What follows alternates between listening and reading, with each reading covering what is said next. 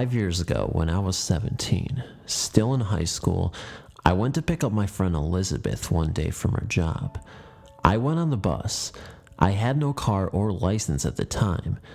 Elizabeth and I were really close. We are still really good friends, but I don't really see her as much as our high school days because she has a daughter now and she is always working. She used to work in this store located on Broadway in Chula Vista, California. I went there many times, but this time when I went to pick her up on the bus, it was super weird and I honestly don't know what that was. It was about 9 or 10 o'clock at night and there was no one else in the store because she was closing. She told me if I wanted to look around the store while she did some things in the office. I told her it was okay and I would wait, so I started looking around the store. The store is called Warehouse Shoe Store, and it's divided half shoes and half clothing, but I think the shoe section is bigger. I was in between. I was in the clothing section looking at some shoes facing the other side when suddenly, on the corner of my eye, I just see a small black silhouette running from the shoe to the clothes section. I turned around, but I didn't see anything, so I paid no mind because I thought maybe there was still someone in the store and their child was running around.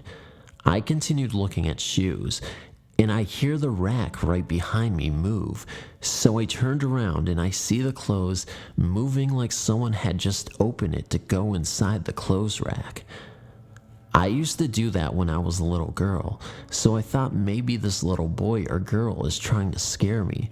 So I giggled and I peeked down and I didn't see any feet or anything. I opened the clothes to see inside the rack, and there was nobody there, so I started walking around the area and I didn't find anybody. When Elizabeth was done, she told me that we could go now, and so we left. She had a car. I told her what just had happened to me, but the strange thing was, she said she felt something touch her.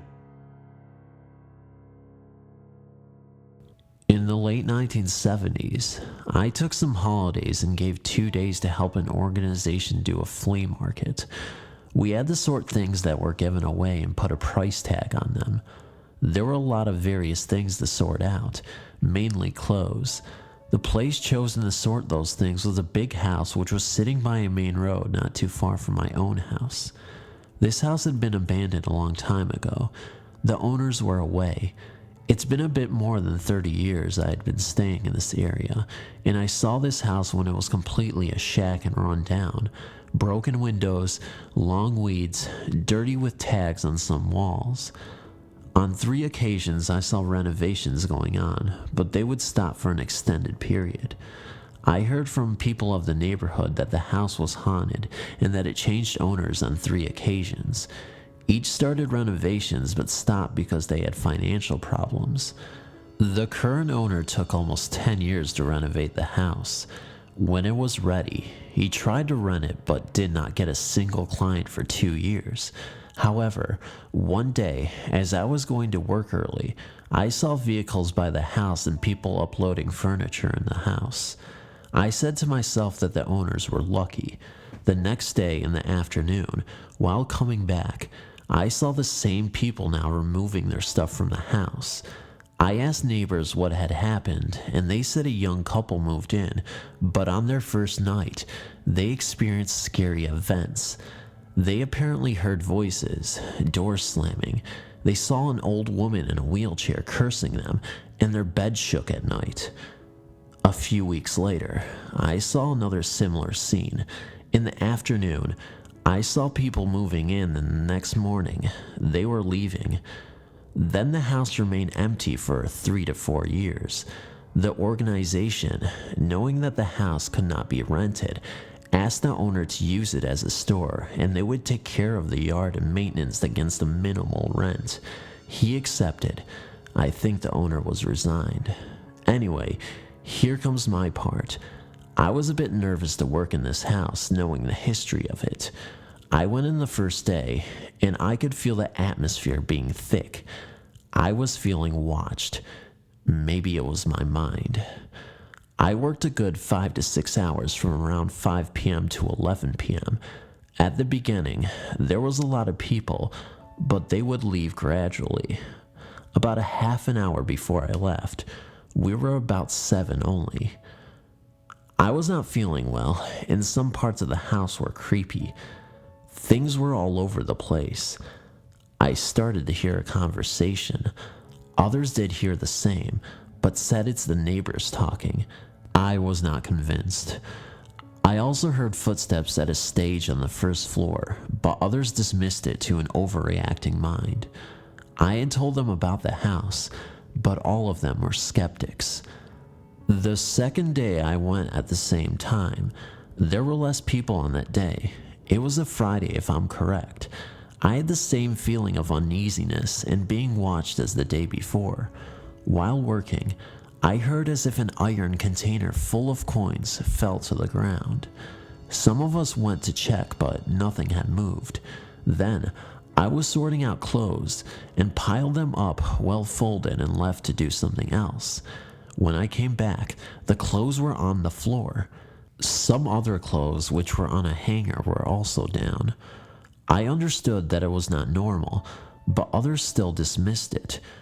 We were now 4 of us at around 11 p.m., and I could hear conversations going on the first floor, then a screeching noise, toilets being flushed, footsteps, dragging noises, etc. Some of us went up but saw nothing. People were ignoring these events. Maybe they had received instructions about this. Then the responsible of the team said it was time to leave. As we were just putting in an order, we heard as if something was falling down the stairs. Obviously, we saw nothing. Then we heard furniture being moved. The 4 of us just packed and go and did not check. As we were about to close the garage door, the responsible was looking for the key. The door then slammed shut. We were outside and we heard like a huge noise, as if a pile of iron pots and cookware fell down. The leader opened the garage door and everything was sitting perfectly still and in order. He quickly closed the door and we all left. I did not come back there, but people still helped there for another 2 months, but they would make sure that no one would stay alone. Today, the store still exists, and it's still in operation, of course. Thanks for reading. This story happened a few years ago, and I am sad to say that it is a little bit like the Ring one. My house is said to be haunted. Well, at least that is what I say, and we moved here when I was 14. Since then, I always feel like I am not alone. Some nights I can see lights go on and off in my bathroom, or I smell horrible things when I am awake in my house. But this encounter with a ghost was the last straw. It was a cold, rainy day, and I had to let my dogs in the house before they froze to death. My mom was at work and my dad was at work too.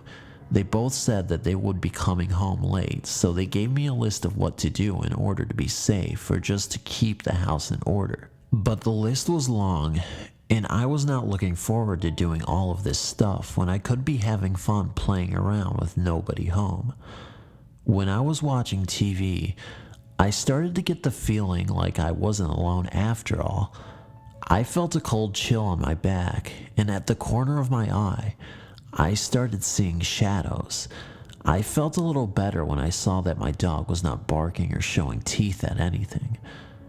I went up to get some lemonade out of the fridge, when suddenly, as I walked forwards, it opened on demand. This is where it gets to be like the movie The Ring 1. So anyway, I walked around the counter in the middle to see if I could see anything in the fridge. Nothing was there, so I just walked over there and closed it. But then I felt stupid because my lemonade was in there. After I got the lemonade, I sat back down and watched more TV. As I started taking a sip, I could see in the reflection of the glass in my kitchen. I looked at the glass, trying to see the kitchen fully now, and what I saw next made me have nightmares for a long time. Looking at the glass, I suddenly saw this black creature run straight across the kitchen counter. I gasped, and right as I gasped, my dog jumped up and started barking like crazy and showing warning teeth. I jumped up with all feet and arms on the couch watching my dog. This is when it started getting freaky. All of a sudden, my dog starts moving his head like he is watching something dance or run. His head is moving across the ceiling and then back down to the kitchen counter again. Then, my dog moved his head and stared straight at me. I screamed because I knew that this ghost was either right beside me or behind me. I ran to my room upstairs and locked the door. I started crying out of fear and listened to my dog bark like crazy. Then, all of a sudden, the barking stops. My bedroom is big, but my bed is right in the corner near the window in the closet. I was sitting under the covers waiting to hear my dog bark again. It was all quiet. Then, I hear my dog scratching and barking even louder now at my door. There was only one meaning to this. The ghost was in my room. Next thing I know, I was woken up by my mother on the kitchen counter. She asked me what had happened, and I told her the whole story. She then asked me why I was found on the counter. I told her that all I remember was passing out in my bed.